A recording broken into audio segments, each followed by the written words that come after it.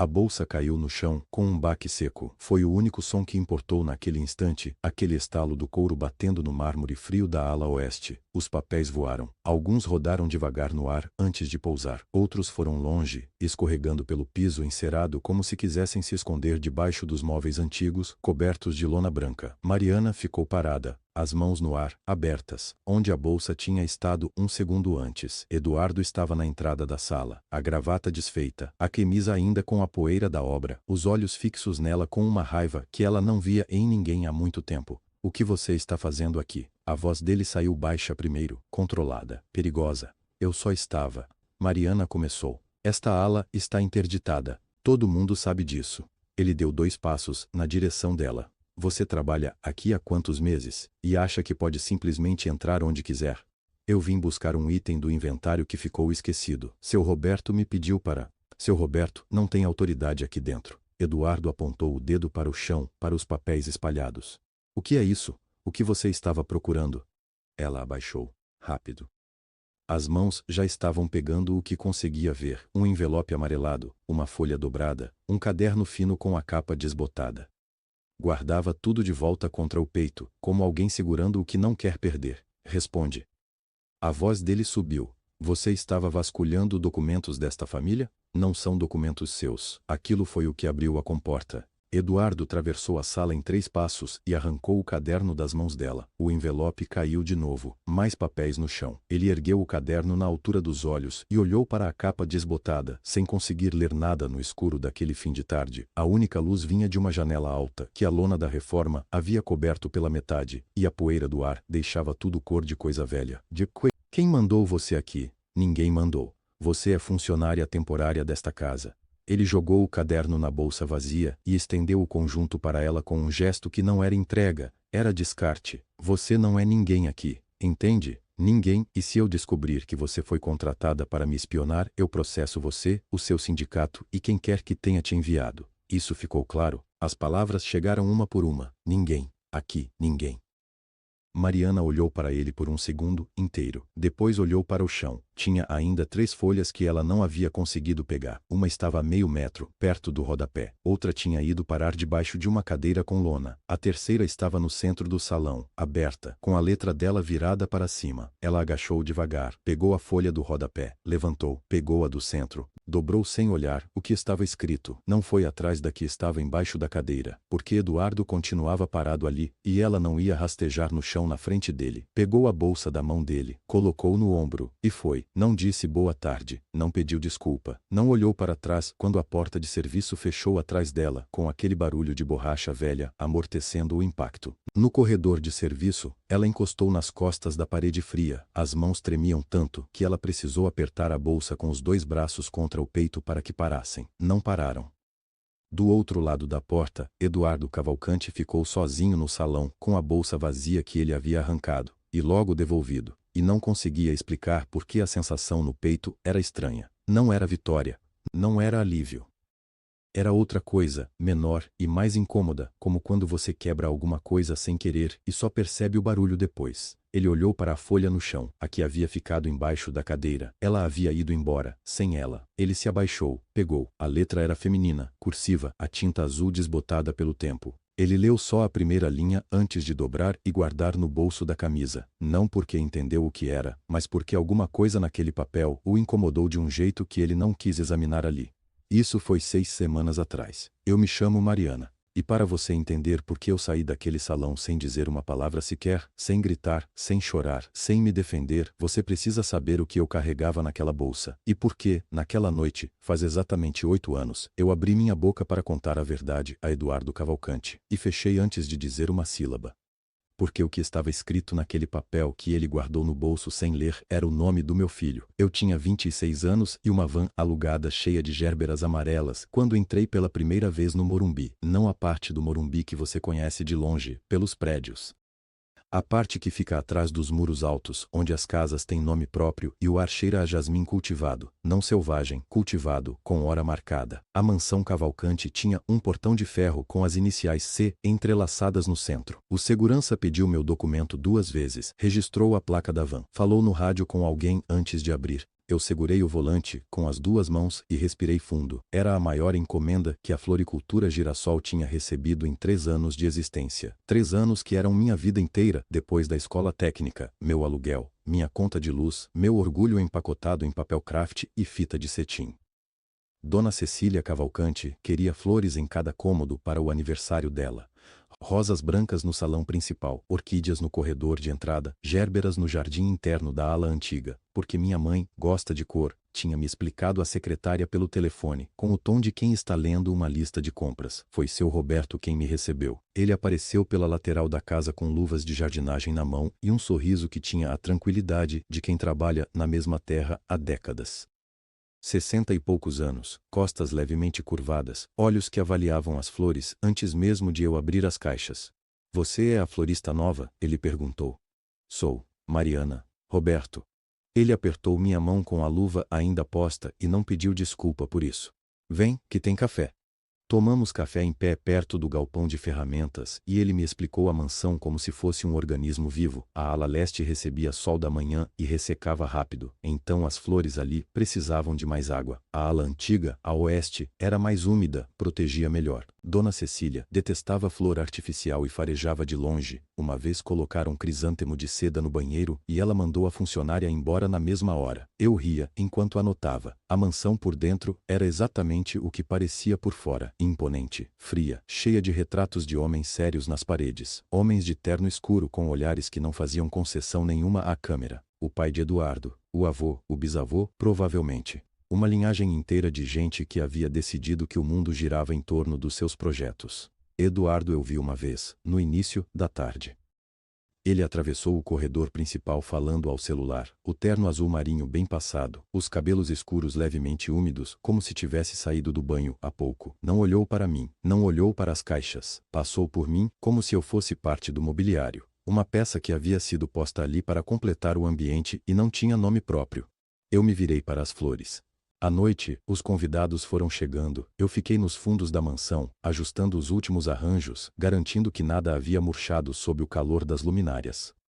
A festa estava no salão. O jardim interno da ala antiga ficou quieto, afastado da música e das vozes. Foi ali que eu fui parar depois da meia-noite, desmontando a decoração sozinha. Estava cansada do jeito bom de quem trabalhou o dia inteiro com as mãos. Cantarolava baixinho, nem sei o que, alguma coisa da rádio que havia ficado presa na cabeça durante a viagem. Segurava uma haste de gérbera laranja que havia sobrado, girando entre os dedos enquanto enrolava o arame do arranjo com a outra mão.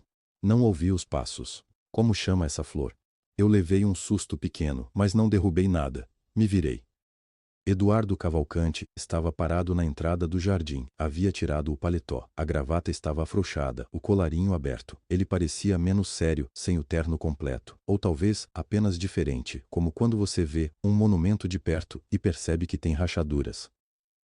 Gérbera, eu disse. Gérbera, ele repetiu como se estivesse testando o peso da palavra. Nunca parei para saber o nome.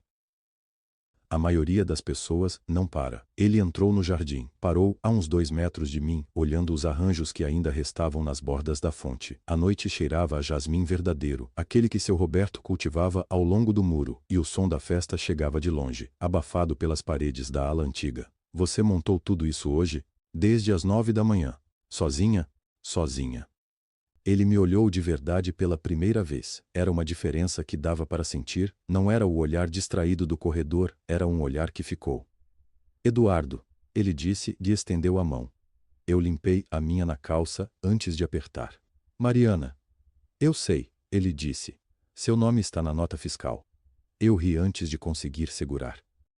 E ele também riu, um som curto, um pouco enferrujado, como de alguém que não praticava muito. Naquela noite, conversamos até quase 2 da manhã sentados na borda da fonte, com as gérberas espalhadas entre nós. Ele me perguntou sobre flores. Eu perguntei sobre a mansão. A conversa foi pela tangente de um jeito que conversas boas sempre vão, tocando em outros assuntos sem planejar. Quando fui embora, ele ficou na entrada do jardim e me viu partir. Nas semanas seguintes, Dona Cecília me pediu para voltar 3 vezes, para trocar os arranjos, disse a secretária, para manter a mansão bonita enquanto as obras do Jardim Leste avançavam. Eu voltei. E nas semanas em que voltei, aprendi coisas sobre Eduardo Cavalcanti que ele nunca me contou diretamente e outras que eu descobri por conta própria, numa tarde em que deveria estar apenas cuidando das flores. O que eu descobri naquele dia foi o motivo pelo qual eu nunca deveria ter voltado e, ao mesmo tempo, o único motivo pelo qual eu não consegui parar.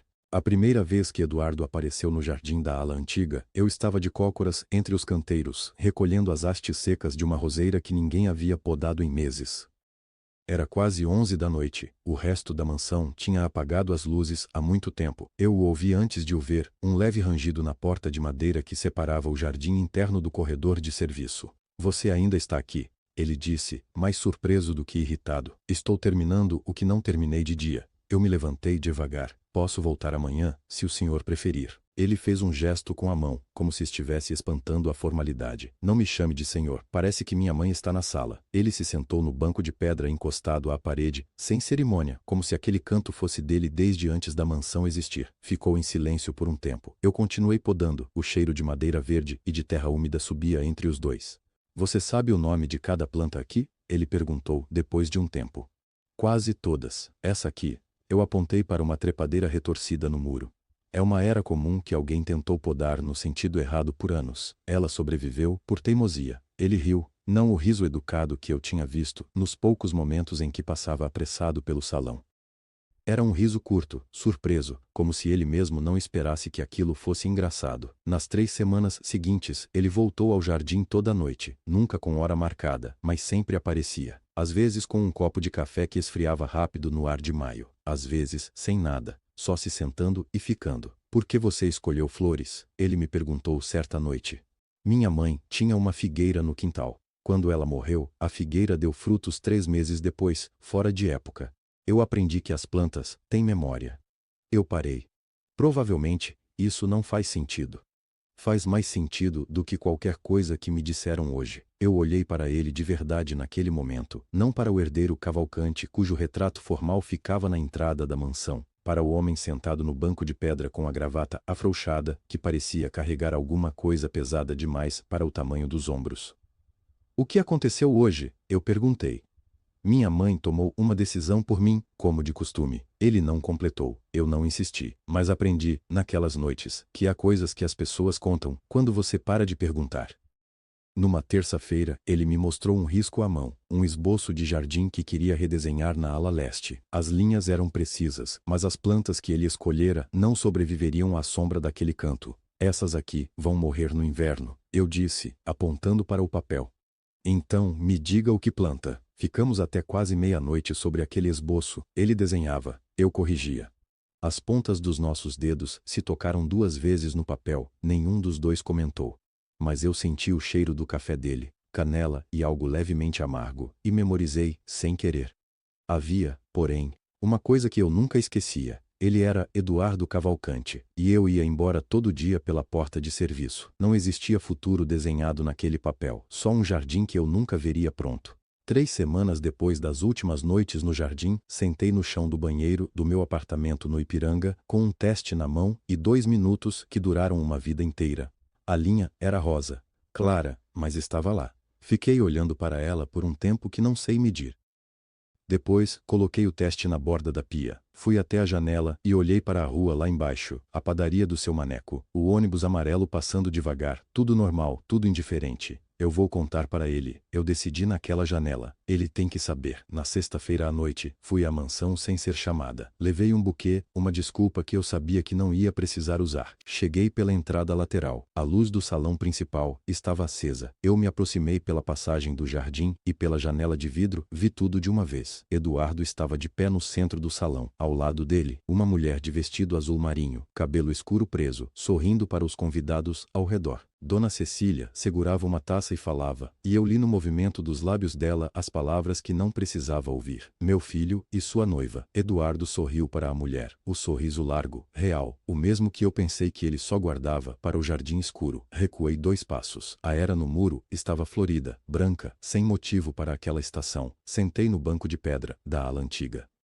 Tirei da mochila o caderno que eu escrevia há semanas, não um diário bonito, só um caderno de capa dura que eu usava para registrar pedidos de flores e que naquele mês tinha virado outra coisa. Abri na última página, escrevi a carta, data, nome, tudo. Existe uma criança. Se um dia você precisar saber, a roseira mais velha guarda. Dobrei a carta dentro do caderno. Coloquei os dois dentro de uma lata de biscoitos que eu tinha trazido para guardar sementes, a única cápsula que eu tinha à mão naquele momento.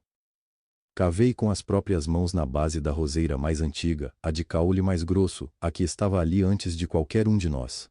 Coloquei a lata. Fechei a terra por cima, me levantei. Saí pela porta de serviço sem olhar para trás. E não voltei.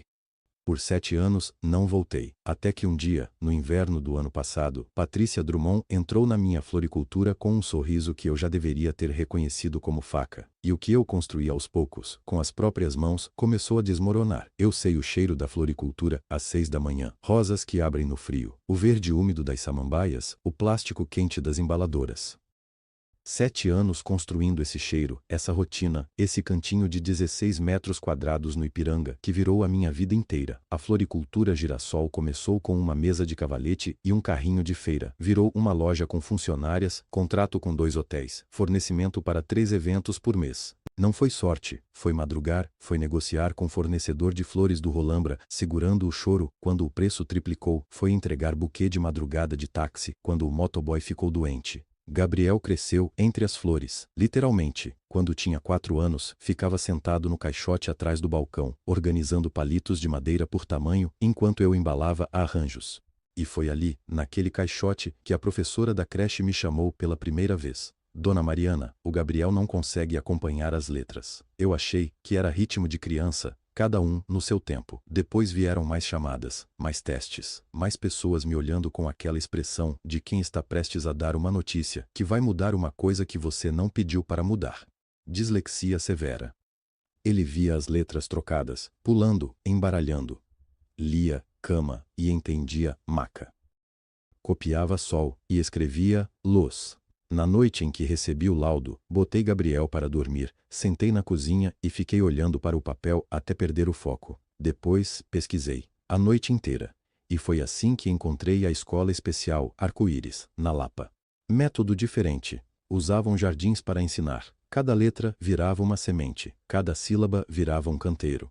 O professor, o Rodrigo, explicou na reunião de matrícula. A gente não força a letra entrar pelo olho. A gente deixa o corpo aprender primeiro. Gabriel, ao lado de mim, perguntou baixinho. Mãe, tem minhoca na escola? O professor riu. Tem sim, e você vai dar nome nelas. Gabriel se levantou da cadeira e disse. Então, eu quero ir. Eu assinei o contrato sem nem terminar de ler o valor da mensalidade. Depois, li. Engoli seco. Trabalhei mais 2 horas por dia para cobrir. Funcionou. Em 8 meses, Gabriel conseguiu ler a palavra girassol sem ajuda e gritou meu nome de dentro do quarto às 10 da noite para me mostrar. Chorei no corredor, encostada na parede, em silêncio, para ele não ouvir. Esse era o Gabriel que eu estava protegendo quando Patrícia Drummond entrou pela minha porta em junho. Ela trabalhava comigo há 3 anos. Eu confiava nela com chave, com código do sistema, com os contatos dos clientes. O primeiro sinal que ignorei. Ela começou a chegar mais tarde. Depois, os pedidos de 2 clientes antigos simplesmente pararam de renovar. Sem reclamação, sem explicação, sumindo em silêncio. Eu atribuí a crise. Todo mundo estava cortando custo. O segundo sinal eu também ignorei. Ela tomou para si a comunicação com o fornecedor do casamento da Isabela Munhoz. 800 pessoas, o maior contrato que eu já fechei. Em julho, uma semana antes da cerimônia, o fornecedor me ligou confuso. Dona Mariana, recebi mensagem cancelando o pedido. Já comprometi o estoque com outro cliente. Que mensagem? Eu não cancelei nada. Veio do seu número, dona? Saí da floricultura tão rápido que esqueci o celular no balcão. Fui direto na casa da Patrícia. Ela abriu a porta e soube na hora, pelo jeito que o rosto dela fechou. Patrícia, o casamento da Isabela. Mariana, me deixa explicar. Não, primeiro, me diz, você mandou cancelar? Silêncio. Você me diz agora, ou eu ligo pra polícia agora. Ela suspirou, como quem solta um peso. Fui contratada, uma firma de fornecimento exclusivo. Eles queriam seus clientes, não você como pessoa. Que firma? Ela falou o nome. Eu não conhecia. Mas quando pesquisei depois, Achei. Fornecedora exclusiva de flores para eventos da construtora Cavalcante. Ramo diferente, mesmo grupo. Não foi pessoal. Foi mercado. Eliminação de concorrência, por baixo. Só que o estrago era pessoal. A multa pelo contrato cancelado devorou a reserva inteira que eu tinha guardado para pagar a Arco-Íris no ano seguinte. Em 3 dias, fiquei sem fôlego financeiro. Foi a diretora da escola quem me ligou com a solução que eu não queria ouvir. Mariana, existe uma vaga temporária. Uma mansão no Morumbi precisa de uma florista jardineira por uns meses. A remuneração é alta. Eles nos procuraram pedindo indicação. Fiz a pergunta que eu já sabia a resposta. Que mansão? Ela disse o nome. Fechei os olhos. A linha estava aberta. Do outro lado, silêncio. Do meu lado, 7 anos de distância que de repente pareciam não existir. Mariana, você está aí. Abri os olhos. Pensei em Gabriel lendo a palavra girassol no escuro do corredor. Estou. Pode confirmar. 3 dias. 3 dias eu fiquei olhando para o teto do apartamento, às 5 da manhã, pensando em como recusar. Montei argumentos. Eduardo estava longe, a ala antiga ainda existia, o diário ainda estava lá, enterrado embaixo de uma roseira que só eu sabia identificar, uma trepadeira de pétalas cor de creme, com um galho torto para a esquerda, plantada por mim mesma 8 anos atrás durante uma tarde de junho, em que eu ainda achava que o futuro podia ser diferente. No terceiro dia, Gabriel veio me pedir colo às 6 da manhã porque tinha sonhado com cobras. Sentei na cama com ele, no colo. Ele cheirava a shampoo infantil e sono. Eu precisava de um salário 3 vezes acima do mercado. Ele precisava de uma escola que o enxergasse. Liguei para Dona Cecília, às 9 horas da manhã. Ela atendeu no segundo toque, como se estivesse esperando. Mariana. Que bom. A voz dela era exatamente igual, aquela voz de quem sempre soube mais do que dizia. Senhora Cecília, a diretora da escola me falou sobre a vaga. Sim. Fui eu quem ligou para ela. Parei, respirei fundo. A senhora me procurou diretamente. Seu Roberto está com a coluna muito ruim, os jardins estão sofrendo. E eu me lembro do seu trabalho, Mariana. Nunca esqueci aquela decoração do aniversário de 70 anos da minha cunhada. Ela fez uma pausa, depois acrescentou com cuidado cirúrgico. Eduardo está no Nordeste. Obras que vão durar meses. A casa está tranquila. Eu entendi o que ela estava dizendo sem dizer. 3 meses, eu falei. Posso fazer 3 meses. 5. Os jardins precisam de 5 meses para se recuperar. Eu aceitei 4. Ela aceitou 4. Provavelmente as duas sabíamos que eu ia ficar mais tempo. Cheguei à mansão numa segunda-feira de março, com um boné verde escuro e luvas de jardinagem novas. A portaria me registrou como florista temporária. O crachá dizia só Mariana, sem sobrenome. Seu Roberto me esperava no jardim lateral com uma xícara de café na mão e um sorriso de canto de boca que não virou pergunta nenhuma. Menina. Ele abriu os braços. Faz quanto tempo? Muito tempo, seu Roberto. Ele olhou para mim de cima a baixo, notou o boné, não disse nada sobre o boné. Me entregou um segundo café que ele tinha trazido numa garrafa térmica amassada e começou a me mostrar o estado dos canteiros como se eu nunca tivesse saído. Caminhando com ele, eu estava calculando. A ala antiga ficava a 120 metros dali, nos fundos da ala oeste. O jardim interno fechado, que dava para aquela ala, ainda existia. Eu podia ver o telhado de vidro velho daqui. A roseira devia estar lá. O jardim da ala oeste, eu disse, como se fosse casual. Está com problema? Seu Roberto fez uma careta que valia mais do que palavras. Podaram tudo errado em 2020, nova equipe que a família contratou quando eu tive a cirurgia. Arrancaram metade do que havia, algumas mudas foram replantadas, outras. Ele balançou a cabeça. Você vai ver. O estômago apertou. Replantadas, movidas. Dona Cecília me recebeu na cozinha, não no salão. Isso eu notei imediatamente. A cozinha era o espaço dos que ela realmente respeitava. O salão era para visitas. Ela estava descascando uma laranja quando entrei. Unhas sem esmalte, avental de linho bege, e me indicou uma cadeira com o queixo. Café já teve? Seu Roberto providenciou. Obrigada. Ela assentiu como se isso fosse informação relevante sobre o estado do mundo. Depois me olhou de frente. Os jardins são seus por quanto tempo precisar. A ala antiga ninguém vai tocar por enquanto. Eduardo tem outros projetos na cabeça agora. Ela disse isso olhando para sua laranja. Eu disse entendido, olhando para a mesa. Nenhuma das duas mencionou Eduardo de novo. As semanas seguintes foram quase pacíficas. Quase. Eu chegava às 7, saía às 4, buscava Gabriel na escola às 5. Os canteiros foram se recuperando. A ala antiga eu explorava devagar, metodicamente, sempre com uma desculpa pronta. Poda, verificação de irrigação, levantamento de espécies, mas a roseira de pétalas cor de creme com o galho torto para a esquerda não estava onde eu havia plantado, e não estava em nenhum outro lugar que eu conseguia encontrar. Na segunda semana de agosto, seu Roberto veio me dizer que Eduardo tinha mudado os planos. Chegou anteontem. Obras adiantadas. Eu continuei cortando um caule com o podão. A lâmina estava quente pelo sol do meio-dia. Entendi. Ele ainda não percorreu a mansão toda, mas vai. 2 dias depois, eu estava atravessando o corredor da ala leste com um balde de ferramentas, quando ouvi passos atrás de mim, passos que eu reconheci antes de me virar, porque há coisas que o corpo guarda mesmo quando a cabeça insiste em esquecer. Virei. Eduardo Cavalcante parou a 3 metros de mim, gravata afrouxada, olheiras fundas. Ele me olhou com a expressão de quem está tentando resolver um problema que não sabe nomear. Franziu o senho. Você trabalha aqui?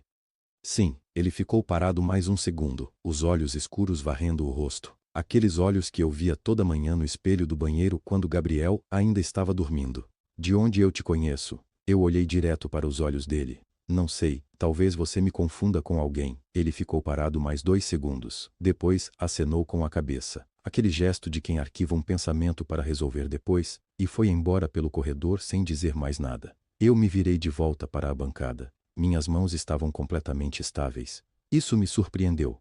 Naquela noite, ouvi seu Roberto andando pelo corredor perto da despensa. Fui até ele com a desculpa de devolver um alicate que tinha pego emprestado. Seu Roberto, o senhor Cavalcante me parou hoje no corredor. O velho jardineiro tirou o chapéu de palha e passou a mão na cabeça. Ele voltou ontem de São Paulo. Sempre fica assim, nos primeiros dias. Arredio?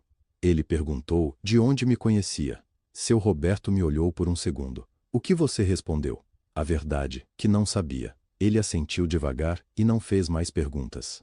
Isso foi o que eu mais gostei nele desde o começo. Seu Roberto sabia quando parar. Soube depois, por Leonora da cozinha, que Eduardo tinha chamado seu Roberto ao escritório naquela mesma tarde. Perguntou o nome da florista nova. Mariana, seu Roberto respondeu.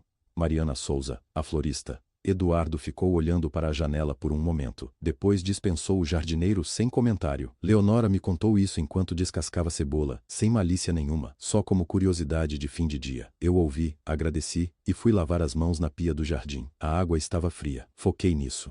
Nos dias seguintes, ele começou a aparecer, não de forma óbvia. Eduardo Cavalcante não era o tipo de homem que aparecia de forma óbvia para nada. Mas às 7 da manhã, quando eu chegava ao Jardim Leste para verificar as bromélias, ele estava lá, com uma xícara de café, olhando para as plantas com uma expressão séria demais para quem só está tomando café. Essa aqui está morrendo? Ele apontou para uma helicônia que estava perfeitamente saudável. Não, ela floresce assim, em curvas. Parece torta. Ela é torta, é a forma dela. Ele fez um som que não era concordância nem discordância. Bebeu o café. Voltou no dia seguinte, e no outro, fazia perguntas, sobre ciclo de floração, sobre a diferença entre adubo orgânico e químico, sobre por que certas flores abriam de noite, perguntas que qualquer pessoa poderia digitar num buscador e resolver em 30 segundos. Eu respondia. Com a voz que eu usava para falar com os pais na escola Arco-Íris, paciente, clara, sem deixar entrar nada além das palavras. Foi numa quarta-feira. Eu estava de joelhos no canteiro do jardim interno, plantando bulbos de amarílis. O sol da manhã ainda estava baixo e o ar cheirava a capim molhado. Eu não sabia que ele estava ali. Comecei a cantarolar. Uma musiquinha boba que Gabriel tinha inventado sobre uma tartaruga que não gostava de alface. A gente cantava toda manhã enquanto ele tomava café. Saiu sem eu perceber. Ouvi um som. Me virei. Eduardo estava parado no arco de pedra da entrada do jardim. Na mesma posição de 8 anos atrás, quando ele me encontrou cantarolando entre os ipês, enquanto eu montava a decoração do jantar de formatura da família, parado, imóvel, com uma expressão que eu não sabia nomear e que ele claramente não sabia o que fazer. A memória bateu nele como algo físico. Eu vi o momento exato, um enrijecimento sutil nos ombros, um piscar mais lento. Ele foi embora. Não disse nada. Só virou, e foi. Eu fiquei ali, com a mão ainda dentro da terra, e deixei o silêncio da manhã pousar de volta sobre o jardim, como se nada tivesse acontecido. Mas alguma coisa tinha acontecido. E eu sabia que ele não ia parar por aí. 3 dias depois, Leonora me chamou de lado antes do almoço. Ela estava com a expressão de quem quer ajudar e não sabe se devia. Mariana. O doutor Eduardo pediu para o assistente dele pesquisar seu nome. Parei. Pesquisar como? Não sei, mas o Fábio passou a tarde no computador com o nome da Floricultura Girassol na tela. Eu agradeci com um sorriso que não chegou aos olhos. Floricultura Girassol. O endereço, os registros. A falência que não estava registrada como falência, mas que qualquer pessoa atenta conseguia ler nas entrelinhas dos documentos públicos. E se ele cavasse fundo o suficiente, ia encontrar outra coisa. Um endereço residencial no Ipiranga, e no cadastro escolar da escola Arco-Íris, vinculado àquele endereço, o nome de um aluno, Gabriel Souza Cavalcante, 7 anos, turma da tarde. Gabriel Souza Cavalcante, 7 anos, turma da tarde. O Fábio colocou o relatório na mesa de Eduardo às 8 da manhã de uma quarta-feira, uma pasta fina, impressa em folha A4, grampeada no canto. Eduardo estava de pé, de costas para a porta, olhando o jardim pelo vidro da janela do escritório. Deixa-e aqui, ele disse sem se virar. Só abriu a pasta 20 minutos depois, quando o café já tinha esfriado. A Floricultura Girassol tinha aberto 8 anos atrás. Pequena, no Ipiranga. Cresceu devagar, firmou alguns contratos com eventos corporativos. Depois começou a perder clientes, sem explicação clara. 2 contratos cancelados em sequência. Um fornecedor que deixou de trabalhar com ela, uma dívida que foi crescendo até virar uma parede. A falência não estava decretada, mas era o que estava escrito entre as linhas. Eduardo folheou sem pressa. Endereço residencial, Rua do Ipiranga, apartamento pequeno, aluguel modesto. Matrícula escolar. Escola Especial Arco-Íris, bairro da Lapa, aluno, Gabriel Souza Cavalcante. Eduardo parou, leu de novo, Cavalcante. Ficou com a pasta aberta na frente, os olhos parados naquela linha, por tempo demais. O café frio mandava vapor nenhum, o escritório estava quieto. Lá fora, um carro buzinou na rua, e ele não ouviu. Depois fechou a pasta, levantou, foi até a janela de novo, não fez a conta, ou não quis. Naquele mesmo dia, à tarde, Eduardo convocou Dona Cecília para a sala de reuniões menor, a que ela chamava de Sala dos Mapas, porque o avô guardava plantas de construção ali. Fábio trouxe o projeto aprovado e saiu discretamente. 3 semanas, Eduardo disse. A demolição começa em 3 semanas. O projeto foi aprovado pela prefeitura. Expansão da ala leste, garagem subterrânea, área de convivência. Dona Cecília olhou as plantas com calma. Depois, olhou para o filho. A roseira do seu avô está naquela ala. A gente transplanta. Já foi transplantada uma vez. Sobreviveu por milagre. Mãe, aquela roseira tem mais de 40 anos, Eduardo. Ela encostou as costas na cadeira. Seu avô a trouxe do interior. Plantou com as próprias mãos. Eu sei a história. Então, sabe que não é uma planta qualquer. Eu sei que é uma planta, ele disse, e a voz saiu mais dura do que pretendia. E sei que há um projeto aprovado, um investimento de vários milhões de reais e um prazo que não pode ser adiado. Dona Cecília ficou em silêncio por um momento, depois disse, devagar. Às vezes, você parece muito com seu pai, e não estou falando como elogio. Eduardo recolheu as plantas sem responder. Mariana estava do lado de fora, no corredor de serviço, com um vaso de orquídeas nos braços, quando as vozes vazaram pela fresta da porta. Ouviu o suficiente. 3 semanas. Colocou o vaso no chão bem devagar, como se qualquer barulho pudesse desmoronar alguma coisa.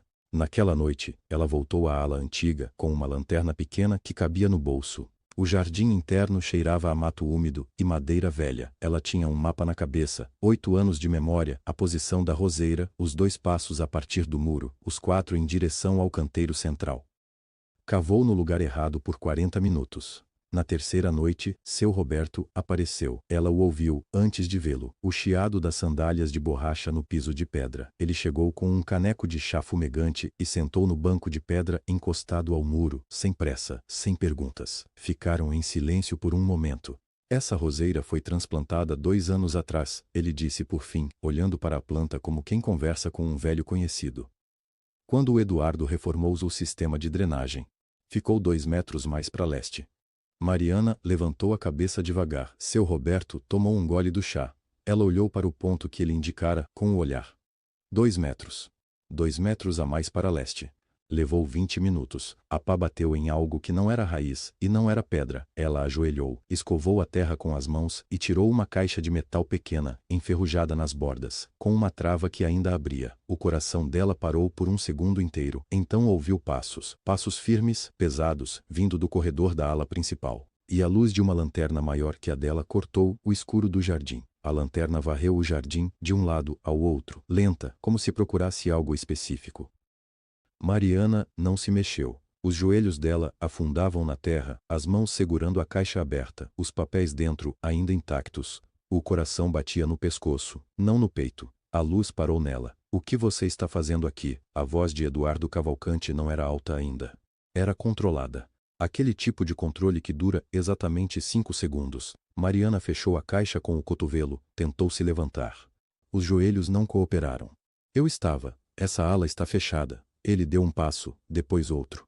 Eu mandei fechar essa ala. Eu sei, a voz dela saiu mais fina do que queria. Então, o que você está fazendo aqui com uma pá às 10 da noite? Ele estava a 3 metros. A lanterna dele iluminava o buraco que ela havia cavado, a terra revirada, a caixa de metal no chão, ao lado do joelho dela. Os papéis que ela havia tirado estavam na mão direita. O diário de capa desgastada, a carta dobrada ao meio e a cópia da certidão de nascimento de Gabriel que ela sempre carregava na bolsa. Sempre, como se fosse a prova de que aquilo tudo era real. Ela dobrou o corpo sobre os papéis sem pensar. Instinto. E aquilo foi o que acendeu tudo. Que é isso? Eduardo avançou.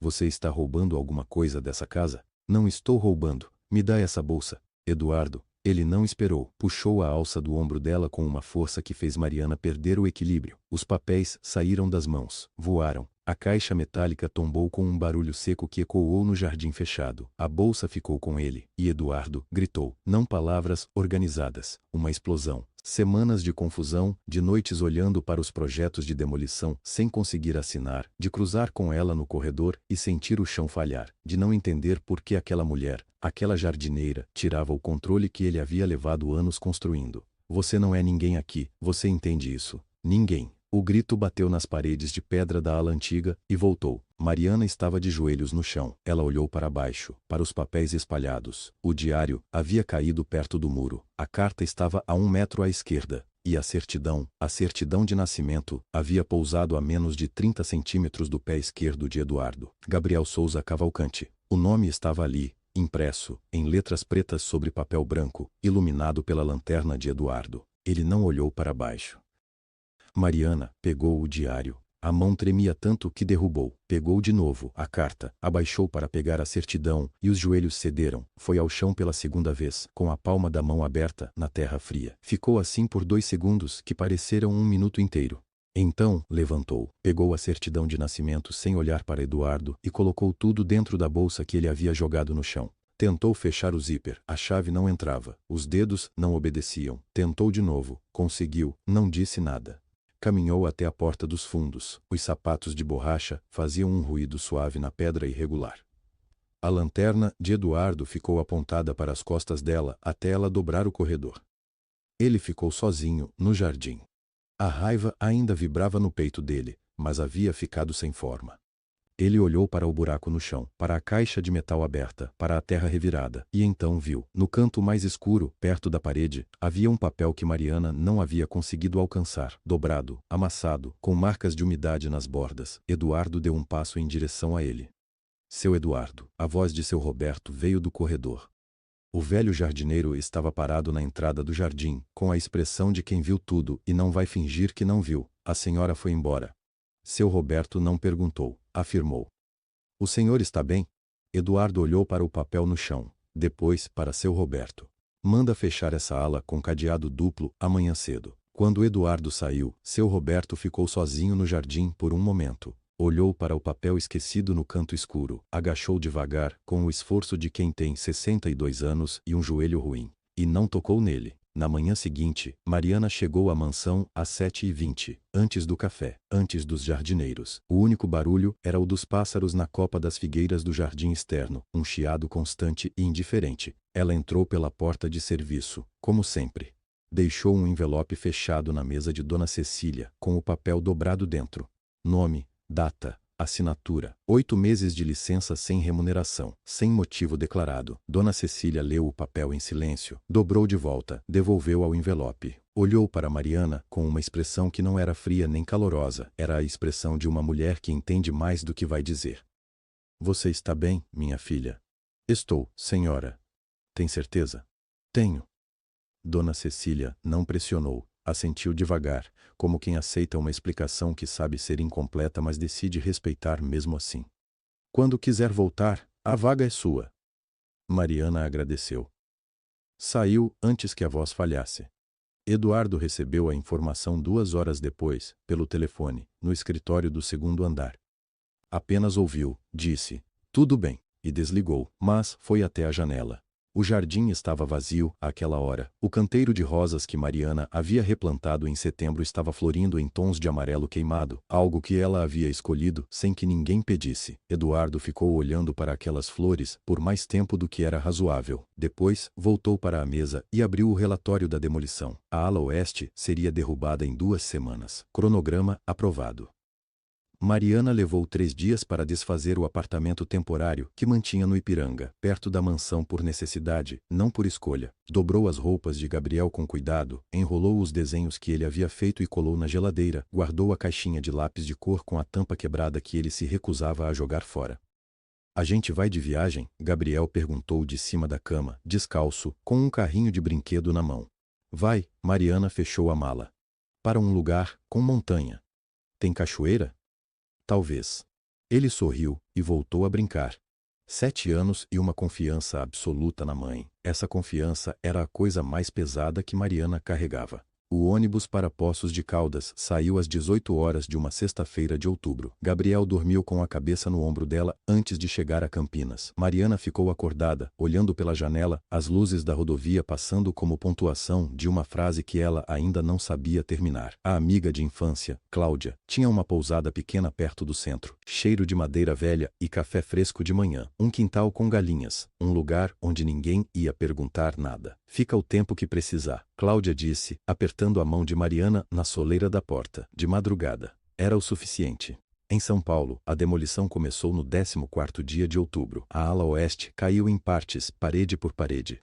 Os operários encontraram entulho, azulejos descascados, o esqueleto de uma trepadeira seca que havia tomado conta de uma janela há anos. E um papel amassado no canto do jardim interno. Joga fora, o encarregado perguntou. Não. O supervisor da obra era meticuloso. Recolhe tudo que não for entulho. O senhor Cavalcante pediu o relatório dos achados. O papel foi dobrado dentro de um saco plástico transparente. Junto com uma ferradura velha, 2 botões de casaco e uma moeda de cobre sem data legível, foi parar numa caixa etiquetada como Achados, Ala Oeste. 3 semanas depois, a caixa chegou ao escritório de Eduardo dentro de um envelope pardo, com um bilhete do supervisor. Conforme solicitado, itens encontrados durante a demolição. Eduardo estava ao telefone quando a secretária deixou o envelope sobre a mesa. Ele olhou para ele, terminou a ligação, pegou o abridor de cartas, e o telefone tocou de novo. O abridor de cartas estava na mão de Eduardo quando o telefone tocou pela 2ª vez. Ele olhou para a tela. Número desconhecido, código de área que ele não reconheceu de imediato. Atendeu, porque atendeu sempre. Eduardo Cavalcante. A voz do outro lado era firme, mas com aquele cuidado específico de quem aprendeu a dar notícias ruins sem causar pânico. Boa tarde. Aqui é a doutora Fernanda Lins, do Hospital São Lucas, em Poços de Caldas, Minas Gerais. O senhor conhece uma mulher chamada Mariana Souza? Eduardo não respondeu imediatamente. O abridor de cartas desceu devagar até a mesa. Conheço. O que aconteceu? Ela deu entrada aqui, hoje cedo. Acidente de carro, na estrada. Uma caminhonete fechou o veículo dela numa curva. Ela está inconsciente, mas estável. Sem ferimentos internos graves, sem cirurgia prevista, mas está sozinha, e o senhor consta como contato de emergência nos documentos dela. O escritório tinha o cheiro de papel novo e café frio. Eduardo ficou olhando para o envelope pardo sobre a mesa. Contato de emergência, ele repetiu, como se a frase estivesse em outro idioma. Isso. O nome e o número do senhor estavam escritos à mão, num papel dobrado, junto com os documentos pessoais dela. A médica fez uma pausa curta. E há uma criança de 7 anos aqui no hospital que está perguntando pela mãe. 4 segundos. Eduardo sentiu passar como se cada um pesasse alguma coisa diferente. Estou indo. Ele desligou antes que a médica respondesse. Ficou parado por 3 segundos, com o telefone ainda na mão. Depois abriu a gaveta, jogou o abridor de cartas dentro sem olhar, pegou as chaves do carro e saiu sem avisar a secretária. O envelope pardo ficou sobre a mesa, fechado. A estrada para Poços de Caldas tem 325 quilômetros a partir de São Paulo. Eduardo fez em pouco menos de 4 horas, com a música desligada e o ar-condicionado no máximo porque o calor de novembro dentro do carro estava sufocando. Ele não ligou para ninguém, não pensou numa estratégia, não organizou nada na cabeça como costumava fazer antes de qualquer reunião difícil. Só dirigiu. Na entrada de Minas, quando a paisagem começou a mudar, o cerrado abrindo espaço para morros arredondados e estradas de curva fechada, ele lembrou de uma coisa que Mariana havia dito meses atrás, num dos raros momentos em que trocaram palavras no corredor da mansão. Ela havia dito: algumas pessoas carregam documentos que nunca deveriam precisar usar. Ele não havia entendido na época. Havia achado que ela estava sendo estranha. Agora entendia. O Hospital São Lucas tinha fachada bege e corredores iluminados por luz branca, daquelas que deixam tudo levemente amarelado.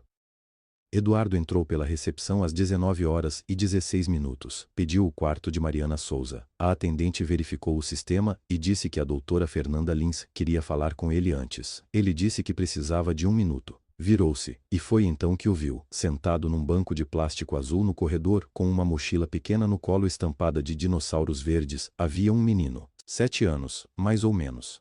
Cabelo escuro e desarrumado, joelhos unidos, os pés balançando sem alcançar o chão. O menino estava olhando para ele, olhos escuros, muito escuros. Iguais aos que Eduardo via no espelho toda manhã há 41 anos. Eduardo parou no meio do corredor. O cheiro de antisséptico era forte, quase enjoativo. Ao fundo, alguém falava num interfone. O menino continuou olhando, sem sorrir, sem desviar o olhar, com aquela seriedade particular que só as crianças assustadas e muito espertas conseguem ter ao mesmo tempo. Eduardo não soube o que dizer, não soube nem ao certo o que estava sentindo. O menino foi o primeiro a abrir a boca. "O senhor conhece a minha mãe?" Eduardo ficou olhando para o menino. A pergunta ainda estava no ar, simples e direta, do jeito que as crianças perguntam quando ainda não aprenderam a ser medrosas com as palavras. "Sim", Eduardo disse, afinal. A voz saiu diferente do que ele planejou, mais baixa, mais rouca. "Eu conheço. Você pode me dizer seu nome?"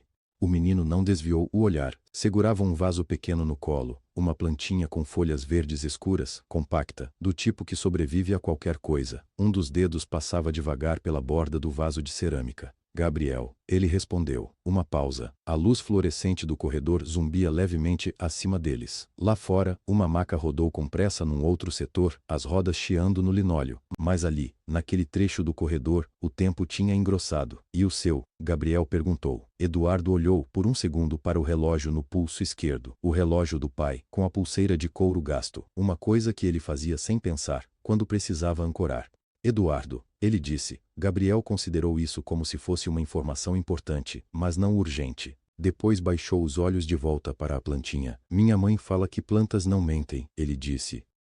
"Elas crescem para onde tem luz." Eduardo ficou parado, não porque a frase fosse estranha, mas porque era exatamente o tipo de coisa que Mariana diria. Ele lembrou disso sem querer, como alguém que tropeça numa pedra que não enxergava no escuro. A doutora Fernanda tinha ficado alguns passos atrás, discreta. Eduardo sentiu a presença dela, mas não virou. Ele puxou a cadeira de plástico ao lado de Gabriel e sentou. Não disse mais nada. Gabriel também não. O menino continuou acariciando a borda do vaso. Eduardo ficou com os cotovelos nos joelhos, os ombros curvados. Uma postura que jamais teria numa reunião, num escritório, em qualquer lugar onde soubesse quem era. Ali, ele não sabia. 2 minutos. 5. A enfermeira passou, viu os dois sentados e fez menção de falar. A doutora Fernanda a deteve com um gesto silencioso. "Ela vai ficar boa?", Gabriel perguntou, sem levantar os olhos da planta. Eduardo respirou fundo. O cheiro de antisséptico tinha ficado mais suave, ou ele tinha se acostumado. "Vai", ele disse, e surpreendeu a si mesmo porque acreditou nisso enquanto falava.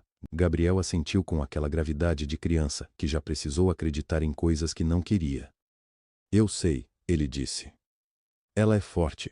Mas eu fico com medo mesmo assim." Eduardo quis dizer alguma coisa adulta, útil, do tipo que se diz nessas horas. Não saiu nada. Então, ele ficou calado, que era a coisa mais honesta que conseguia oferecer. Gabriel encostou a cabeça de leve no braço da cadeira. A plantinha ficou equilibrada no colo, quieta. No quarto de observação ao fundo do corredor, por trás do vidro que deixava passar só uma fresta de luz, Mariana abriu os olhos. Levou alguns segundos para entender onde estava. O soro ainda pinçava o lado interno do braço esquerdo. A cabeça doía com um latejo surdo. O teto era branco e feio. Ela virou o rosto devagar para a janela. O tipo de movimento que o corpo faz antes que a cabeça autorize. E viu Eduardo. Sentado numa cadeira de plástico, num corredor de hospital, os ombros curvados, olhando para frente. Ao lado dele, Gabriel, abraçado ao vaso, a cabeça levemente inclinada na direção do homem que ela nunca nomeou para o filho. Mariana não gritou, não chamou a enfermeira. Ficou completamente imóvel, o coração batendo feito coisa viva tentando sair do lugar. Os 8 meses que ela tinha pedido tinham acabado em 3 semanas. E ele estava ali. Ela não tomou a decisão de levantar. O corpo simplesmente recusou ficar quieto. Desceu os pés da maca devagar. O soro puxava no braço esquerdo. O suporte de metal rangeu quando ela segurou para se equilibrar. O corredor lá fora estava iluminado por aquela luz de neon que não tem hora. A mesma às 3 da manhã e às 8 da manhã, sem diferença. Ela abriu a porta. Eduardo se levantou de um salto quando a viu. Gabriel continuava dormindo na cadeira, o vaso de flores abraçado no colo, a respiração funda e irregular de criança que não sabe que o mundo está desmoronando. Os dois ficaram parados, separados por menos de 3 metros de linóleo branco. Eduardo falou primeiro. A voz saiu baixa, quase sem fôlego. 7 anos. Mariana. Ela não recuou. Segurou o suporte do soro com as 2 mãos e olhou direto para ele. Fui te contar. Fui até a mansão. Tinha planejado tudo o que ia dizer. Quando? A voz dele ficou mais tensa. 8 anos atrás. Uma quinta-feira de noite. Entrei pelo mesmo portão lateral que sempre usava para entregar as flores. Ele ficou completamente imóvel. E você estava no salão. Mariana fez uma pausa curta, não para efeito, mas porque a cena voltou inteira, de uma vez. Com ela, com a família dela em volta, com o brinde na mão. Todo mundo rindo. Você foi. Eu fui. A voz não tremeu. E voltei para casa sozinha. E decidi que não ia destruir aquilo, não ia chegar ali com aquela notícia e virar tudo do avesso na frente da família dela, da sua família, de todo mundo. Ia parecer que eu estava inventando, ou armando, ou querendo alguma coisa. Eduardo abriu a boca, fechou. Ficou assim por um segundo que pareceu durar muito mais. Então fez uma coisa que ela não esperava. Desceu devagar pela parede até sentar no chão do corredor. As costas encostaram no azulejo. Ele colocou o rosto nas mãos. Não chorou, não disse nada. Ficou assim, os cotovelos nos joelhos, a cabeça baixa, respirando. Mariana olhou para ele por um momento. Depois puxou a cadeira de plástico que estava ao lado da porta e sentou. O corredor estava silencioso. Lá longe, atrás de alguma porta, um monitor apitava em ritmo constante. Cheirava a álcool e aquele produto de limpeza sem nome que todo o hospital usa, forte demais, que gruda na roupa. Gabriel respirava fundo na cadeira. O vaso tinha uma única flor de girassol que alguém tinha arranjado, provavelmente seu Roberto. Ela pensou, sem saber direito por quê. Os minutos passaram, o corredor foi clareando aos poucos, não pela janela, porque não havia janela ali, mas pela luz mudando de tom, ficando menos azulada, mais amarela, como se o hospital soubesse que o dia estava chegando, do lado de fora. Quando Eduardo finalmente levantou a cabeça, os olhos dele estavam vermelhos nas bordas, não de choro, de cansaço, de coisa que não tem nome fácil. Ele olhou para ela olhou para ele, e ele disse, com uma voz que era diferente de tudo que ela já tinha ouvido, vindo dele, nem o Eduardo da mansão, nem o Eduardo que gritou, nem o Eduardo do brinde e da noiva. Eu precisava ter te procurado, depois que ela foi embora. Depois do divórcio. Eu sabia que tinha deixado algo incompleto. Eu sabia. Mariana sentiu o ar entrar diferente no peito. E não procurou. Não procurei. O silêncio voltou. Mas era outro silêncio agora. Ela olhou para Gabriel dormindo, para aquela flor amarela, segurada por mãos pequenas, e disse, sem planejar. Ele tem os seus olhos. Eduardo virou o rosto para o filho. E pela primeira vez desde que ela tinha acordado naquele hospital, Mariana viu algo nele que não era raiva, nem orgulho, nem defesa. Era só um homem olhando para um menino que ele não conhecia, e reconhecendo cada coisa. O sol entrou pela janela do corredor antes que qualquer um dos dois notasse. Era uma luz fina, de manhã cedo, do tipo que pega a poeira no ar e não aquece nada. Eduardo estava de pé perto do parapeito, com os braços cruzados, olhando para o jardim lá embaixo, que não tinha nada de especial, só grama e um banco de cimento. Mariana estava sentada na cadeira ao lado da porta do quarto de Gabriel, ainda com o soro no braço esquerdo, o curativo no pulso direito começando a coçar. Ninguém tinha dormido de verdade. Eduardo falou primeiro, sem se virar. Eu não posso pedir que você perdoe o que eu nem sabia que estava fazendo. Ele pausou, mas eu estava errado naquele dia na ala, e em muitos outros antes disso. Mariana olhou para o corredor vazio. Uma enfermeira passou ao fundo com uma bandeja, os passos rápidos no linóleo. Eu também fiquei com um segredo que não era só meu, ela disse. Gabriel tinha direito de te conhecer, eu decidi por ele. Não devia. Eduardo se virou. Ela não desviou o olhar. Não foi um momento de cinema, não teve abraço, não teve lágrima escorrendo no momento certo. Foi só isso, dois adultos exaustos, com olheiras fundas e roupas amarrotadas, reconhecendo em voz alta que tinham errado em direções diferentes, e que o estrago era real dos dois lados. Então, o que a gente faz agora? Ele perguntou.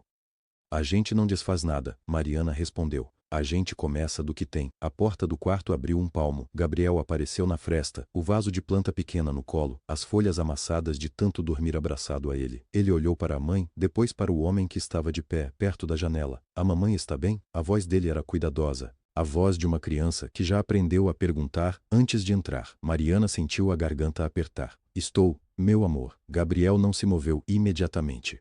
Ficou na porta pesando alguma coisa que só ele enxergava. Então virou os olhos escuros, os olhos que eram de Eduardo, para o homem. Eduardo se abaixou levemente, ficando quase na altura do menino. Você quer que a gente entre juntos? Gabriel considerou. Olhou para o vaso. Olhou para Eduardo. Tudo bem, ele disse.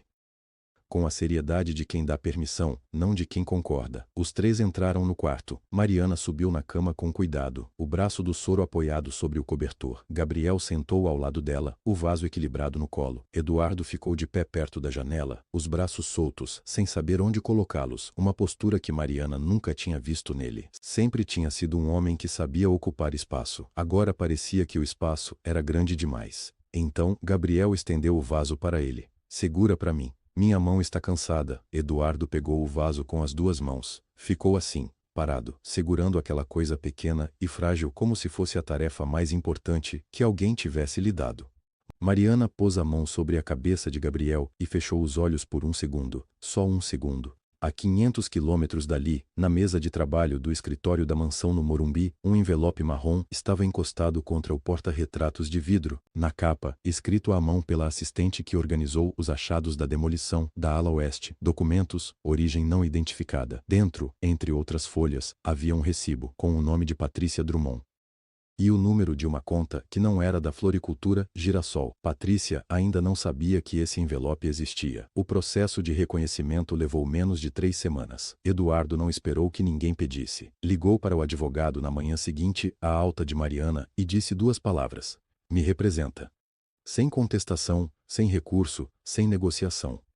Assinou os documentos numa tarde de novembro, com a mão firme, e mandou uma cópia para o hospital antes mesmo de Mariana voltar para São Paulo. Gabriel Souza Cavalcante. O nome ficou. O processo contra Patrícia Drummond foi mais demorado, mas não menos inevitável. Entre os documentos que Mariana carregava na bolsa, os mesmos que sobreviveram ao acidente dentro de uma pasta plástica amassada, havia uma série de e-mails impressos. Ela mesma os havia guardado meses antes, quando começou a suspeitar da sabotagem. Faltava dinheiro para processar. Agora, não faltava mais. O advogado de Eduardo leu os e-mails numa tarde e disse: concorrência desleal. Quebra de contrato. Isso aqui é sólido. Então vai fundo, Eduardo respondeu.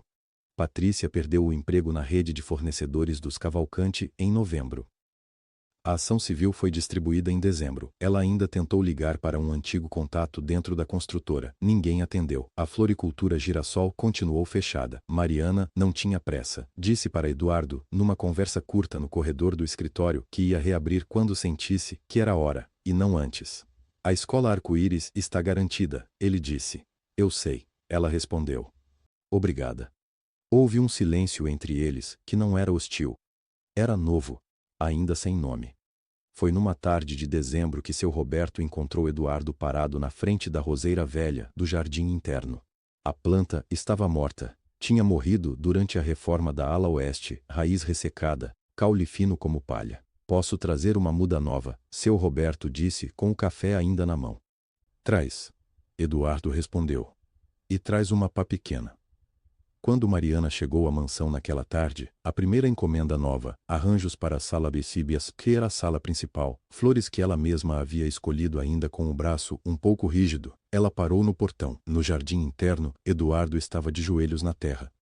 Ao lado dele, Gabriel segurava a muda nova com as duas mãos, muito sério, a língua levemente para fora no canto da boca. Aqui não, Gabriel disse com voz firme para um menino de 7 anos. A raiz precisa de espaço, se você apertar assim, ela morre. Eduardo afrouxou os dedos em volta da terra. Assim, Gabriel inclinou a cabeça, considerou, melhor. Seu Roberto observava da varanda sem se mover. Dona Cecília apareceu na janela do andar de cima, apoiou a bengala na parede e ficou ali, imóvel, com uma expressão que não era alegria nem alívio, era reconhecimento, como quem vê algo que esperou tempo demais. Mariana não entrou, ficou parada no portão, com os arranjos no colo, pétalas de gérbera alaranjada roçando o antebraço. O cheiro do jardim úmido chegava até ela, grama cortada, terra revirada, o início de alguma coisa. Ela olhou para o homem que nunca soube ser pai, aprender com o filho que nunca soube ter pai, e respirou fundo. O ar entrou inteiro, sem travar no meio do caminho, sem o peso costumeiro que ela havia carregado tanto tempo que já não sabia mais que estava carregando. Ela não entrou ainda. Mas a mão no portão não estava mais segurando, estava só pousada ali, levemente, como quem já pode soltar a qualquer momento. Gabriel entregou a pá para Eduardo sem olhar, como se fosse natural. Eduardo a recebeu sem dizer nada, como se fosse natural, e plantaram.